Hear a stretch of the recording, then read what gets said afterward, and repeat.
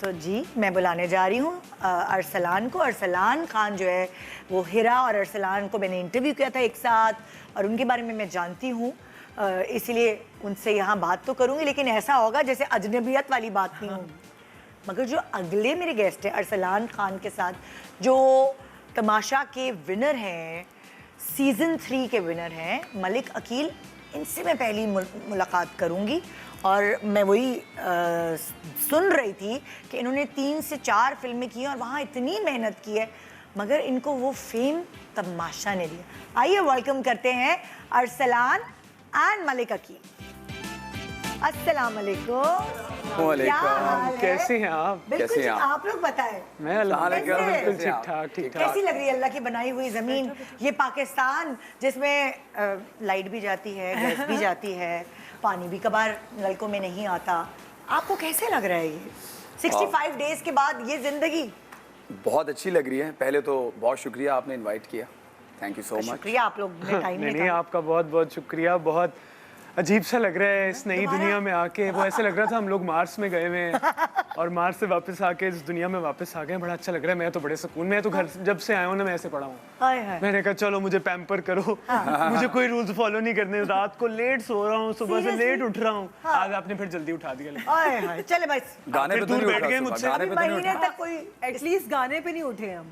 गाने पे नहीं उठे। अच्छा, मैं सबसे पहला सवाल आप लोगों से यही करूंगी। आपने मुझे बता दिया कि मैं बाहर निकल के सिर्फ सो रहा हूँ, मजे से उठ रहा हूँ, खा क्या रहे हैं ये बताएं। अपनी मनपसंद चीजें खा रहे हैं? मैं आपको ऑनेस्टली बताऊं कि मैं अंदर तो बहुत खा रहा था। अच्छा। अंदर तो मैं चीनी भी नहीं छोड़ रहा था, बिकॉज हम लोग literally we were having like 900 calories a day. वो हम लोगों ने काउंट करने की कोशिश की थी।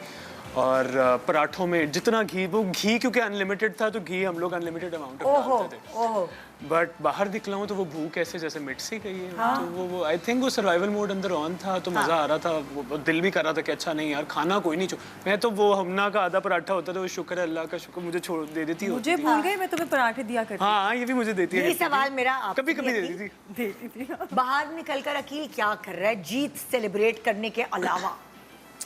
देखें, जब घर के अंदर थे तो काफ़ी मुश्किल था वहाँ पे सरवाइव करना।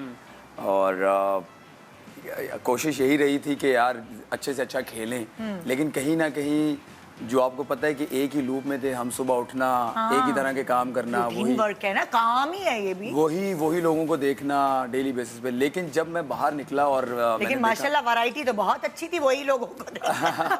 इस दफा तमाशा में बड़ी अच्छी वैरायटी थी। तो जब मैं बाहर निकला और मैंने देखा कि जितना हमने वहाँ पे सरवाइव किया, मुश्किल से गुजारा अपना टाइम, लेकिन उसका रिवॉर्ड उससे ज़्यादा कई गुना ज़्यादा बड़ा था। आवाम इतना पसंद कर रही है, शो को पसंद कर रही थी, मुझे पसंद कर रही थी।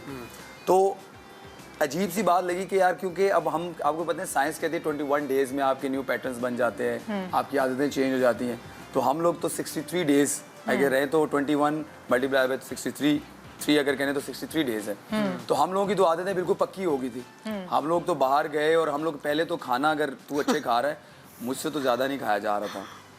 बाहर निकल के नहीं खाया जा रहा ना।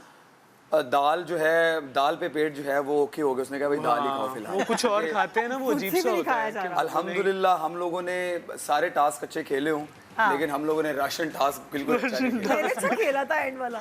अनम तुमने सब कुछ अच्छा खेला था। अनम कुछ गलत नहीं अनम कुछ गलत नहीं करती, इन्होंने अच्छे खेले। लेकिन वो ये है कि मोहब्बत है ना, अच्छा भी लग रहा है कहीं ना कहीं। लेकिन मैं अब जाके भी मेकअप में इससे बात कर रहा था कि मिस भी कर रहे हैं कहीं ना कहीं तमाशा को यार। मुझे समझ नहीं आता, जब भी ये तीसरा सीजन है और जब भी तमाशा के कंटेस्टेंट्स बाहर निकलकर इधर आते हैं मेरे पास, तो मुझे यही कहते हैं कि हम मिस कर रहे हैं। मैं इसलिए हैरान हो रही हूँ क्योंकि जो हम बाहर बैठे हुए ना, हमें तरस आ रहा होता था तुम लोगों पे कि यार ये लोग, मोबाइल नहीं है, टीवी नहीं है, जिन चीज़ों के हम आदी हैं वो हम तरस खा रहे होते थे। कैसे तुम लोग चले जाते हो यार इतने दिन घर वालों से दूर? मगर तीसरी दफ़ा ऐसा हो रहा है जो मैं ये सुन रही हूँ सबसे कि हम बाहर निकल रहे हैं, हम एक दूसरे को मिस कर रहे हैं, हम वो पूरी सराउंडिंग्स मिस करें। ये क्या चीज़ है? मैंने आपसे कहा ना कि वहाँ पे जब थे तो काफ़ी मुश्किल था।